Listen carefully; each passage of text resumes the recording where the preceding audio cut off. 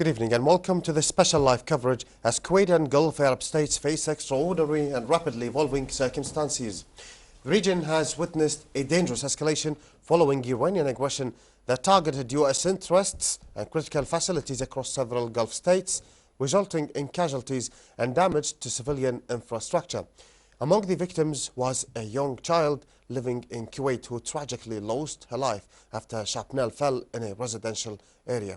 Amid these developments, the State of Kuwait institutions have activated emergency plans and raised national readiness, with authorities working around the clock to ensure the safety and stability of the country. These are exceptional circumstances that carry serious regional and international implications, and with Washington indicating that its military operations could last for weeks. As all Arab Gulf states have been affected by the escalation, they are not direct parties to the confrontation. So where is this crisis heading? What are the regional and international implications? And how are the Gulf states responding to this rapidly changing reality? These are the questions we will explore tonight. منظومة الاتصالات بالكويت شغالة بكفاءة عالية ولله الحمد. والهيئة العامة للاتصالات وتقنية المعلومات مستعدة لأي طارئ لا قدر الله. وفي ظل التوترات اللي تمر فيها المنطقة، فعلنا خطط الطوارئ وعززنا التعاون مع الجهات المعنية عشان نضمن استقرار الخدمات الرقمية وسرعة الاستجابة لأي مستجد. الوضع تحت المتابعة وكل الجهات المختصة على أتم الجاهزية. عسى الله يحفظ الكويت وأهلها. منظومة الاتصالات بالكويت شغالة بكفاءة عالية ولله الحمد. والهيئة العامة للاتصالات وتقنية المعلومات مستعدة لأي طارئ لا قدر الله. في ظل التوترات اللي تمر فيها المنطقة، فعلنا خطط الطوارئ وعززنا التعاون مع الجهات المعنية عشان نضمن استقرار الخدمات الرقمية وسرعة الاستجابة لأي مستجد. الوضع تحت المتابعة وكل الجهات المختصة على أتم الجاهزية. عسى الله يحفظ الكويت وأهلها. Dear viewers, we're back with a special coverage, first looking at business and economic side of this crisis, and I'm now joined by Cristina-Gabriela Mirica, Business Development Consultant, former Country Director, Oxford Business Group, Kuwait.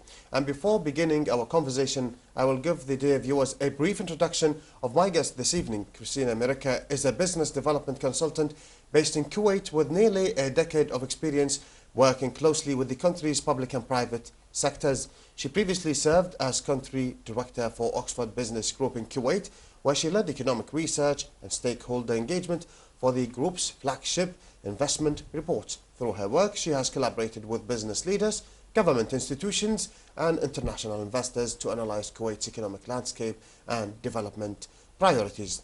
Hello, Mrs. Mirica, and welcome with us at KTV2 for this special coverage. Thank you very much. It's my pleasure to be here. I appreciate highly being part of this coverage, and I hope the discussion today is going to be meaningful.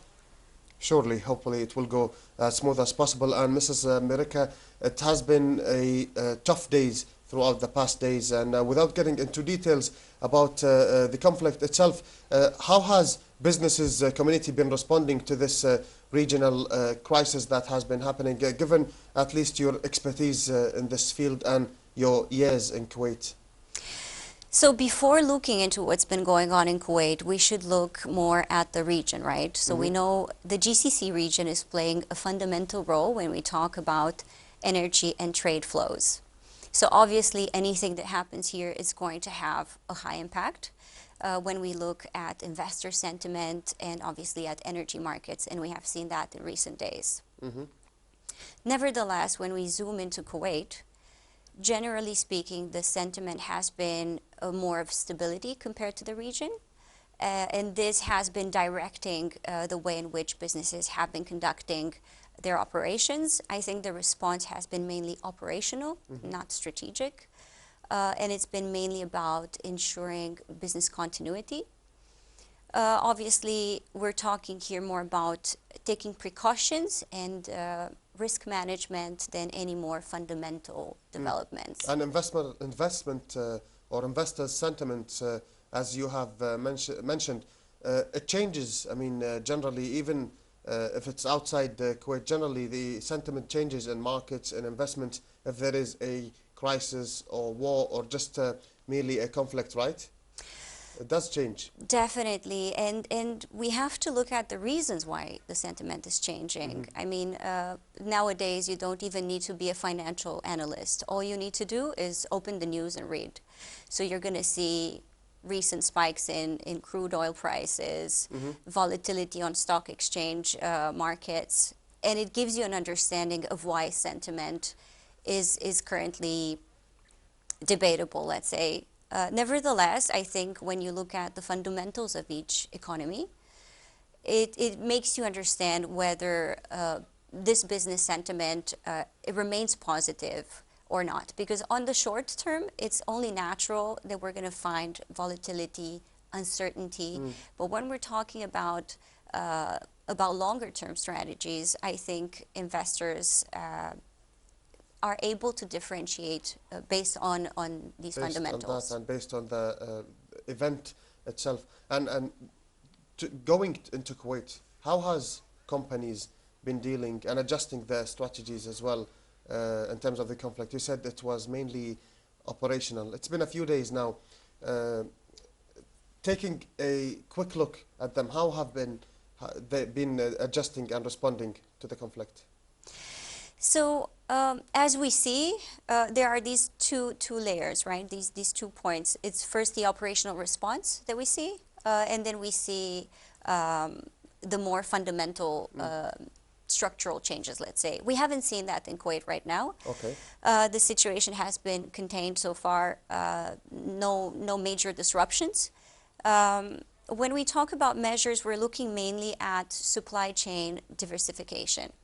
Okay. So a lot of the companies are trying now to ensure that they have multiple sources when it comes to trade, right? To ensure that they have multiple suppliers, alternative routes, maybe looking at new partners to ensure transportation, to ensure operational viability, right? To ensure business continuity. This I could say was the main important factor.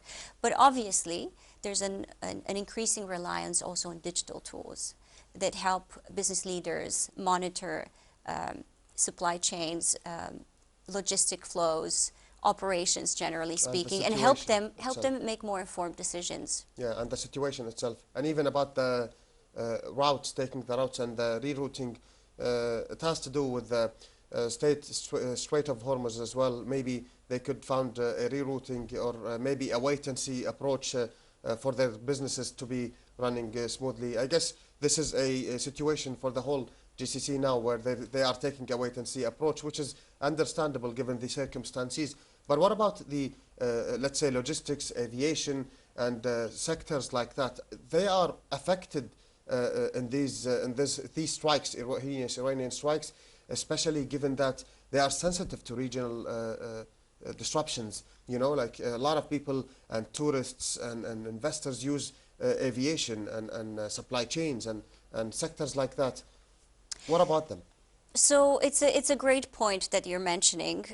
Generally speaking, these sectors are naturally more inclined to feel the impact of such situations, mainly because they all rely on safe transportation routes, but also on predictable timings. So these are the two main factors that have been affected. Obviously, when we talk about airlines, they were just, they're feeling this, I think, the most because they were just recovering from the effects of the COVID-19 pandemic. It did happen in COVID-19, that much of disruption as well. Could you see a similarity? Definitely, for different reasons, obviously, but we have seen the similarity in having, halted operations, grounded airplanes. So we know that these things affect greatly the aviation industry. Now, obviously, not much that can be done. We have to think of safety first. So in these situations, what I've seen and also discussed with business leaders was that they have been prioritizing mainly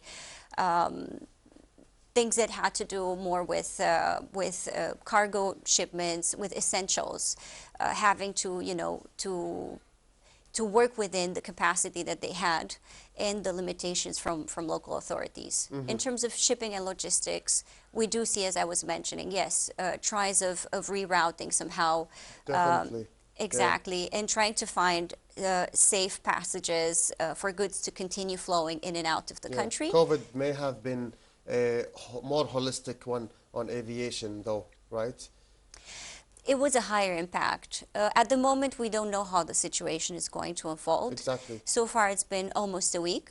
We're all hopeful that the situation is going to improve and it doesn't escalate further. And that would be the happiest case scenario. But we're far from making any sort of... Far from making any sort of judgment. Definite judgment, exactly. And that is a good similarity you have posed in terms of COVID and today's, even if those similarities vary in terms of the disruption. Well, that was clear. We'll get back to more questions regarding businesses and their adjustments, but let us take a quick break and take a phone call that we have with Captain Abdul Muhsin Al-Fag'an and then get back to you. Well, dear viewers, we have a live phone call now with Captain Abdul Muhsin Al-Fag'an, CEO of Kuwait Airways. Captain Abdul Muhsin, thank you for joining us. Can you please give us the latest updates regarding Kuwait Airways? Yes, good evening to you all. And regarding the situation, as everybody knows, that most of the flights or all of them have been ceased since the 28th of February. Our flights that departed that day, they're already on the destinations, the countries that they are in. So we made a plan to bring the Kuwaiti citizens that are willing to come back to Kuwait from the destinations, for example, London, Manchester, Charles de Gaulle, and so on. So today we have a flight will arrive from London Heathrow, should arrive this evening to Dammam Airport in Saudi Arabia, and then we'll transport the passengers on land to Kuwait. As well, tomorrow we have a Manchester flight that will depart from Manchester at 10 o'clock local time of UK. And it will arrive in the evening and so on. And each flight we plan for, and then we announce for the passengers and let them know of the timing for that. It is very much important for us that all our passengers to monitor the social media of Kuwait Airways, the Kuwait TV, and the official channels to get the latest information. Of course, as you know, all airspaces like Kuwait, Bahrain, Doha, and UAE, and all these are closed at the moment. But we're doing our best to receive the passengers through one of the airports in Saudi Arabia. Yeah. Well, Captain Abdul Muhsin Al-Fag'an, CEO Kuwait Airways, thank you for the latest update and for joining us here tonight. Thanks. تؤكد وزارة الكهرباء والماء والطاقة المتجددة بأن عمليات توليد الطاقة الكهربائية وتحلية المياه تسير وفق الخطط التشغيلية المعتادة، وتؤكد الوزارة على جاهزيتها التامة للتعامل مع أي طارئ من خلال خطط متكاملة تتضمن الإجراءات الواجب اتباعها لاستمرارية الكهرباء والماء. وتوفر لدى الوزارة كفاءات وطنية مؤهلة وعلى أعلى درجات الاستعداد لتفعيل هذه الخطط متى ما دعت الحاجة. والمخزون الاستراتيجي من المياه العذبة في البلاد في ازدياد، إلى جانب توفر مخزون من المياه الجوفية، مما يعزز قدرة المنظومة الوطنية على الصمود والتعامل مع مختلف الظروف.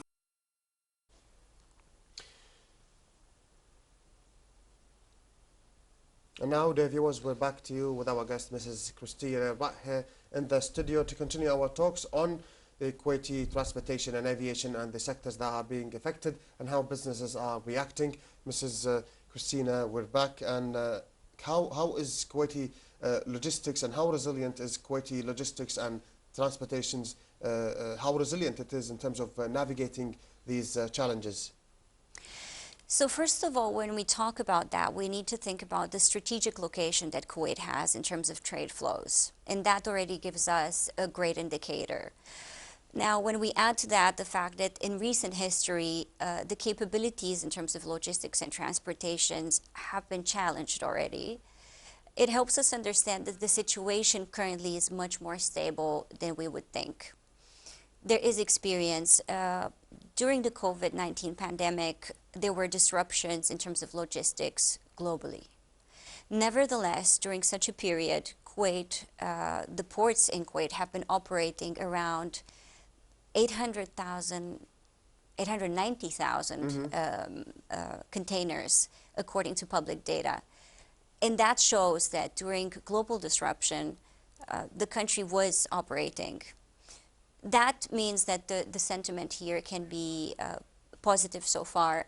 There is great experience, and also we have to remember that a lot of these operators, we're talking here about international companies, and these have not only great resources but extreme knowledge. And we have to be mindful that this is not the first crisis that they are facing, and they bring expertise not only from the region but also from global markets. Exactly. And in times of crises, we know that businesses continuity, for a business to continue, is a priority. It is important for a business to continue in terms of crises, whether be it a conflict, a war, a virus that has circulated over the world. So for a business to continue, what kind of like operational resilience does it have to do? What steps does it have to do? And especially that you've been here in Kuwait, and you've seen Kuwait faces different crises as well, especially the COVID one. So you've seen businesses grow and you've seen businesses continue. What do you think on that case, especially given the situation and uncertainty that has been happening? Because a lot of people are uncertain. Are businesses going to be able to continue or not? I would shift a bit the conversation from the more operational side that we were discussing, because business continuity is highly related to decision making. And the cornerstone of decision making is accurate and available data. We know that during the COVID-19 pandemic, there has been a global adoption of digital transformation. It was fast, it was necessary, and all of the markets adapted successfully. Kuwait back then made a phenomenal change, and local authorities managed a very high transformation, I would say, by having applications such as Sahel that bridge somehow between businesses, citizens and at the same time, exactly, and at the same time, well, we're talking about institutions, the public sector. So obviously, these digital tools are currently one of the most important assets, let's say, for companies, because they help monitor logistic supply chains, they help monitor operations, they help companies make more accurate decision-making in real time, and this is what we need right now. And there is, of course, the state of Kuwait, alongside other GCC countries, they're viewed as financially stable, especially here in the state of Kuwait. And from your, as well, visits and, of course, work in Kuwait, you have got to know that. So during this kind of geopolitical uncertainty, you would see that they would continue to evolve and grow, the businesses, right? Given the view of Kuwait as a financially stable country. Definitely. I think here we can talk about two separate aspects. On the one hand is obviously the financial buffer that Kuwait has. We're talking here about one of the largest sovereign funds in the world, managed obviously by the Kuwait Investment Authority. According to public record, we're talking about approximately $1 trillion in managed assets. 1 trillion. Exactly. These sort of factors obviously help tremendously when we talk about business continuity, but also investor sentiment. Now, on the other hand, we need to look at Kuwait from its fiscal policies and the fact that it has been very strong in terms of financial management. We have seen that. It's one of the core capabilities, if you will, and it has been one of the main focuses of the country, even in times of economic diversification. Okay. So the fiscal policies of Kuwait and the financial institutions, whether it be anything, managing the interest rates, managing inflation, and managing the banking sector, it does help with economic resilience, especially at times like this? Definitely, and we have seen international interest. It was in recent times last year that Kuwait came back to capital markets with the issuance of around $11 billion in sovereign bonds, and that has sparked great interest in terms of international investments, which showcases that there is confidence in the market. When we talk about fiscal policy, again, I would go back to the most recent example that we have, that was the pandemic of 2020. And we have seen back then that the local authorities, the central bank, have been making sure that the markets remain liquid. That was one of the most important priorities. But also they were trying to help local businesses deal with short-term financial pressures. And overall, when you look at that, Kuwait has a very robust banking system. And it has proved that in times of COVID, where other countries may have had more difficulties than the state of Kuwait. We have seen that. Definitely, and local authorities have been trying to create these policies, short-term policies, to support maintaining liquidity, maintaining operations, and we're expecting nothing less if the situation should escalate at the moment. Well, that's interesting. We'll continue our talk, but let us get to this report first, and then we'll get back to you, Mrs. Mirica. Ladies and gentlemen, let us get this report, and please tune in back again with our guest.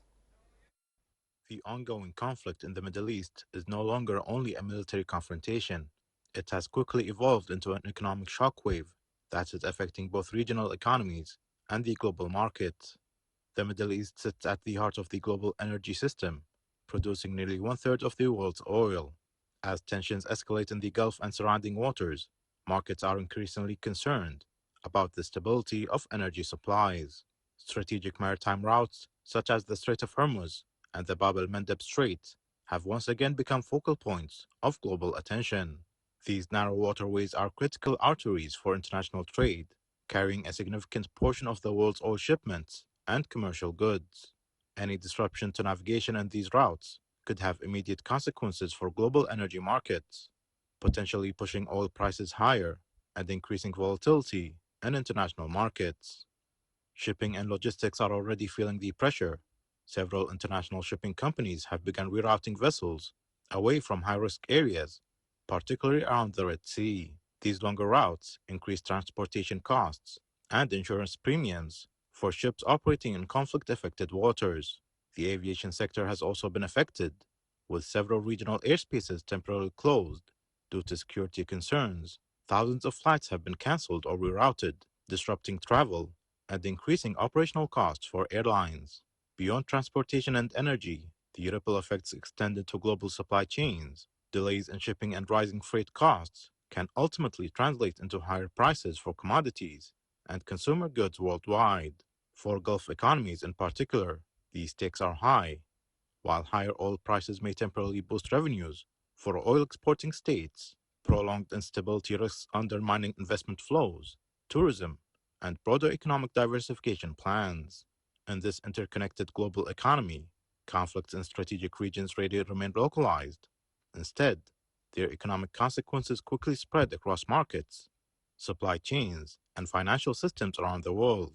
As the war continues, the trajectory of global energy prices and international trade may increasingly depend on whether the region moves towards escalation or de-escalation. الحرس الوطني قادة وقواته دائما على استعداد وجاهزية تامة لحماية الوطن بالتعاون مع زملاء السلاح في وزارتي الدفاع والداخلية وقوة الإطفاء العام، وتقديم الدعم والإسناد لكافة جهات الدولة، خاصة في أوقات الأزمات والطوارئ. ونسأل الله أن يحفظ وطننا الكويت من كل مكروه في ظل قيادته الرشيدة.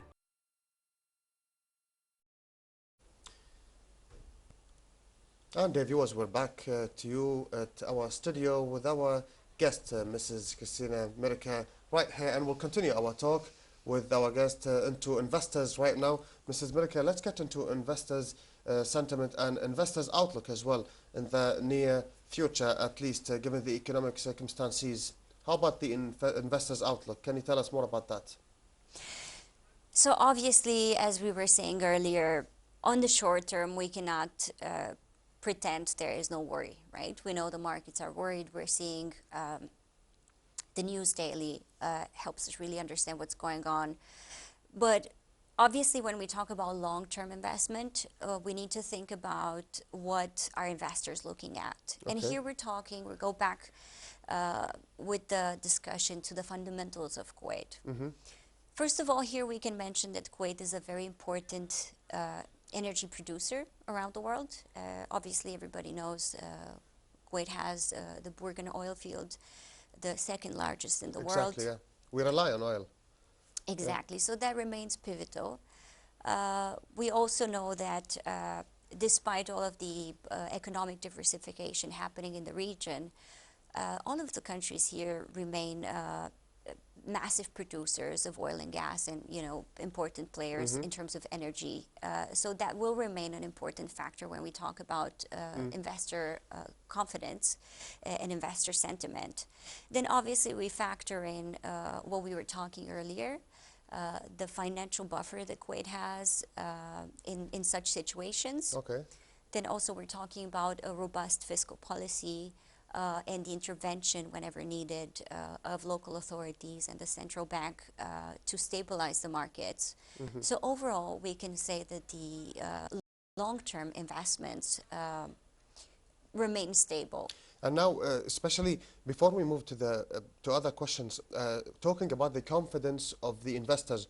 Now we see that our oil tankers are halted at the Strait of Hormuz, and also Qatar's energy production. For example, the Strait of Hormuz, it is an oil and gas focused, and we've seen spike in European gas prices more than 50%, and we've seen oil prices rising internationally.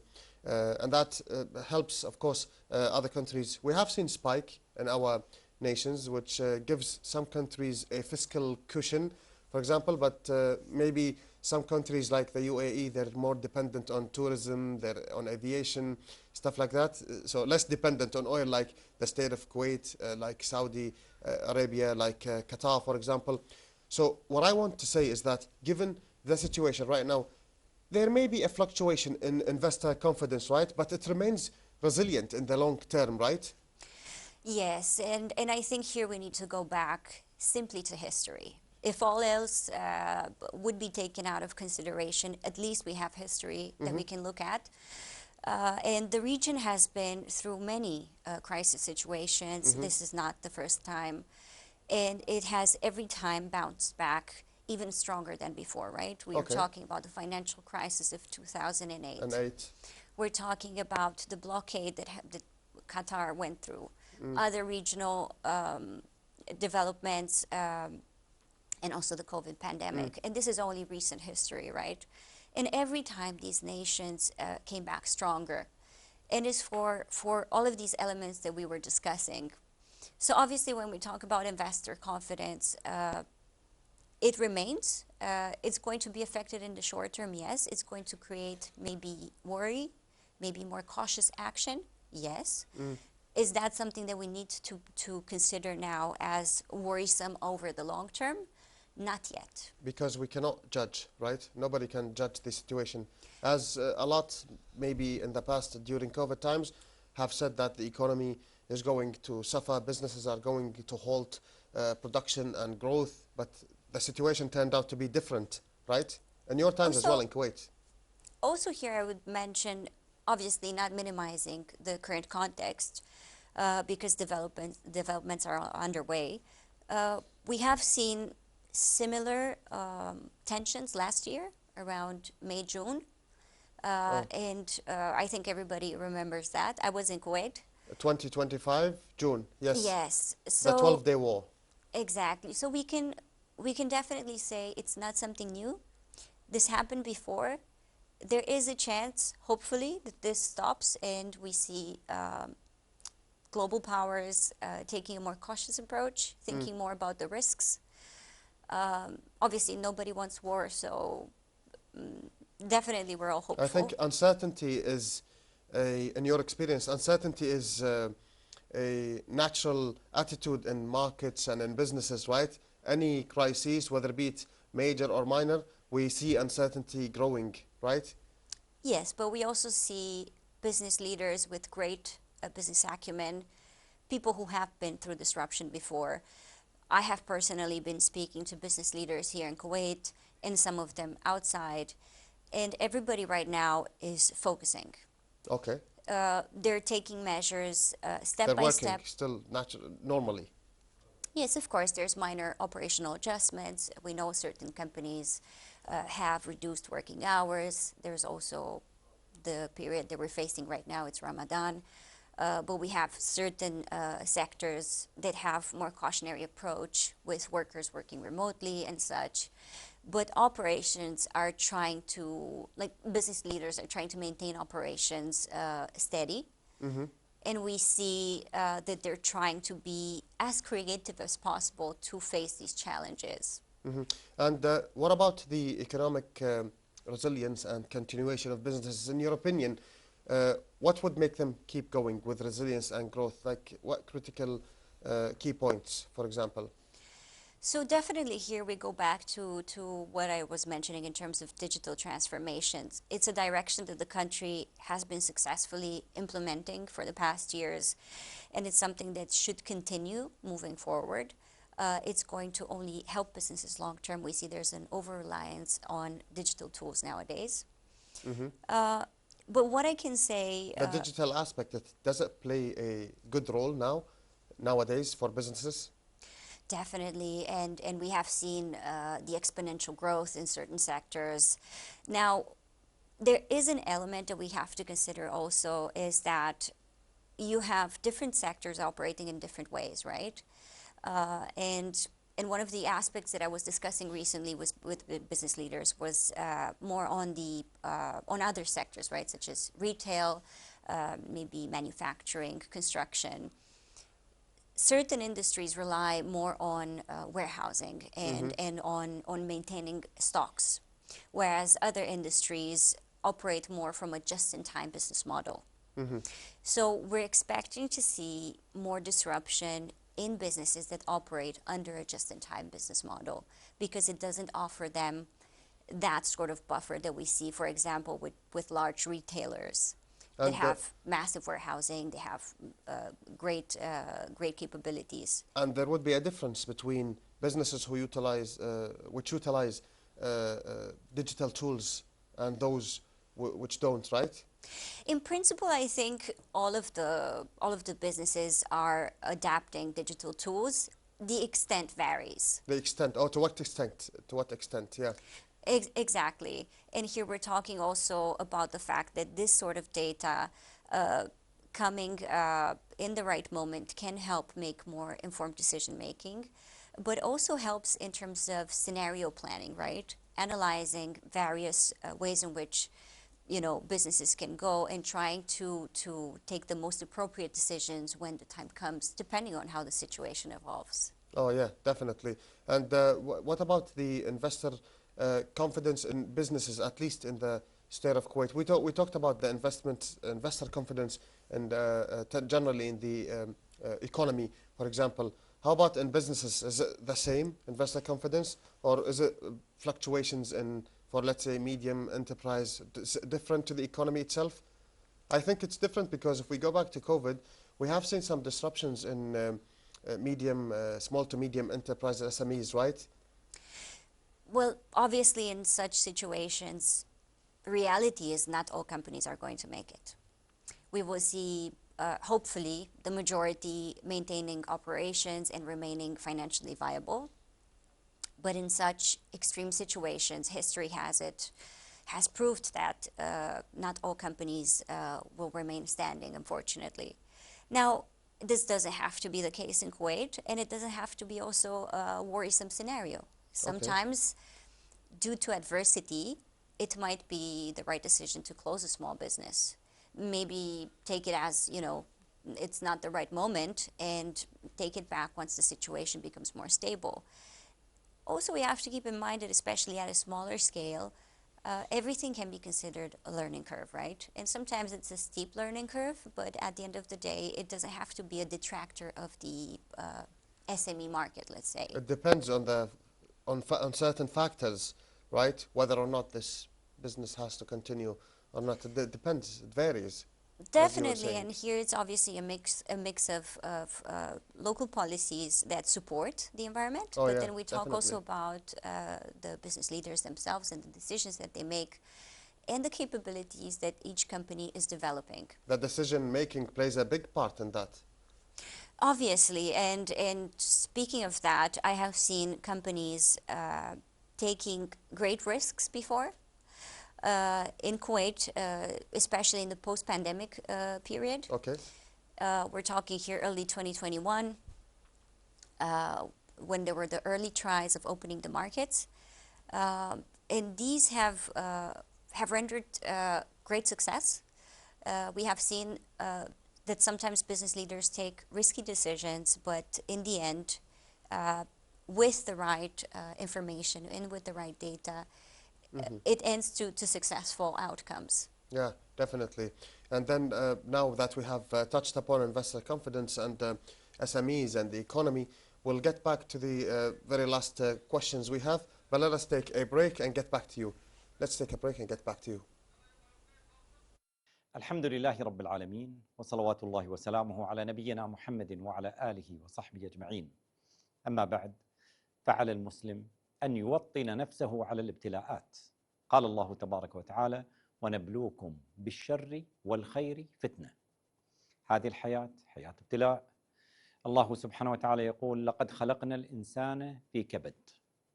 وقال تبارك وتعالى: ولنبلونكم بشيء من الخوف والجوع ونقص من الأموال والأنفس والثمرات وبشر الصابرين الذين إذا أصابتهم مصيبة قالوا إنا لله وإنا إليه راجعون.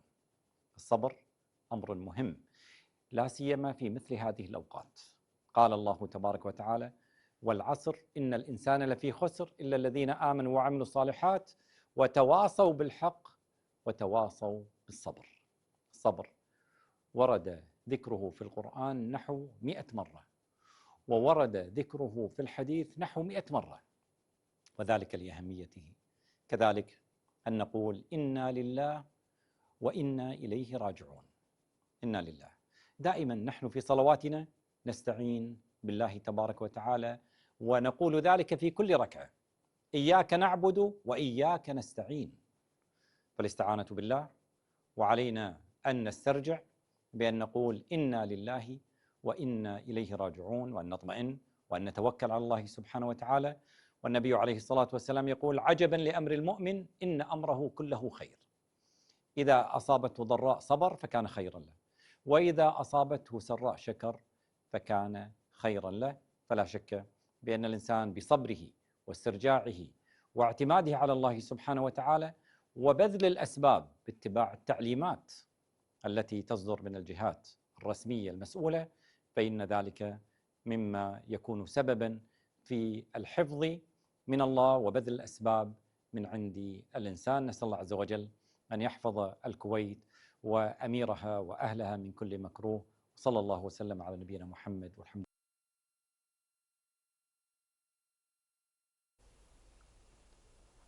And viewers, we are back here in the studio with our guest Cristina Mirica.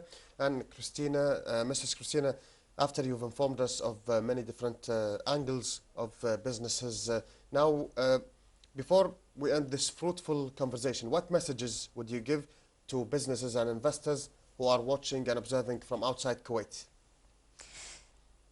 A general message would be to look, first of all, longer term at the fundamentals of each economy. We're talking here about strong economies with a good background and who have the necessary resilience and who have a track record of successfully coming out of difficult situations. Now, when it comes to businesses, we see operational agility, and so far we believe this has been one of the best decisions that could have been taken. Moving forward, it's more about observing. We need to keep an eye open on new developments and take decisions step by step and try to maintain calm at the end of the day. Hopefully. Because it helps us make better decisions. Exactly. And we hope this goes as smooth as possible and that everyone get out of this safely. Mrs. Cristina Mirica, thank you for being with us here at KTV2 News for this special coverage and for informing us and with these fruitful answers around businesses and how they were reacting and adjusting to these kind of heinous strikes that we were receiving. Thank you for being with us. Thank you so much for the invitation. Thank you. Now, dear viewers, we'll take a short break and be back with you for the latest news with our news update with my colleague Nasser Al-Husainan. But that does not mean that this live coverage ends. We will be around the clock until midnight to give you the latest around the heinous strikes and its developments around the GCC countries. Be back.